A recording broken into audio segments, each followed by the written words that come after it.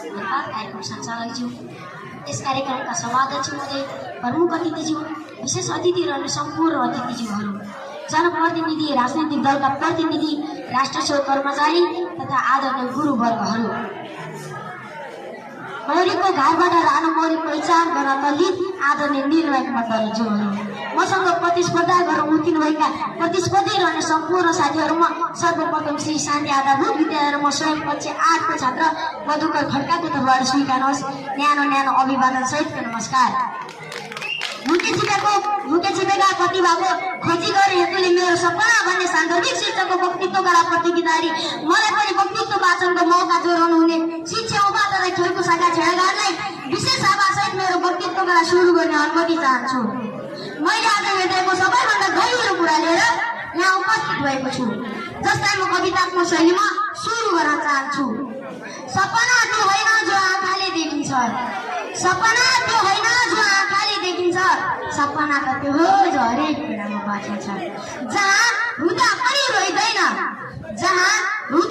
रोइदैन तर अरूको आँसु पुस्ने संकल्प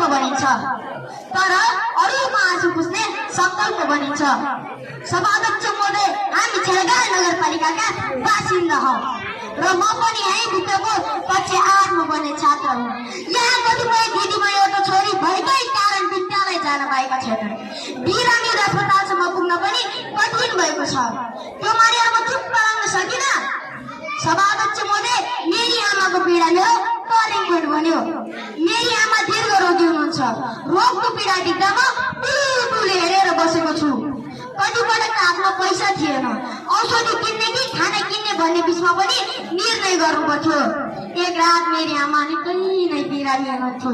उहाँको हातसम्म चाहिँ आँखाभरि आँसु लिएर भने, आमा म केही गर्छु, तपाईँलाई मात्र होइन तपाईँ जस्तै दुःखमा परेकालाई पनि केही गर्छु। त्यो रात मेरो सपना जन्मिएको थियो, समाज सेवा। सभाध्यक्ष महोदय, मेरो बाबा सधैँ भन्ने गर्नुहुन्थ्यो, छोरा ठुलो मान्छे बन्नु अघि असल मान्छे बन्नुपर्छ। असल मान्छे भनेको त्यो हो जो आफूसँगै अरूलाई उठाउँछ। मेरा बाबाका ती शब्दहरू मेरा हृदयमा अमिर छन्। एक अनुभव, सभाध्यक्ष महोदय, कार्तिकको चिसो मौसम, म एउटा भित्त बासले बोकिएँ। चप्पल फाटेका जाडोको दिन थियो। मैले सोधेँ, बा कोही छैन तपाईँसँग?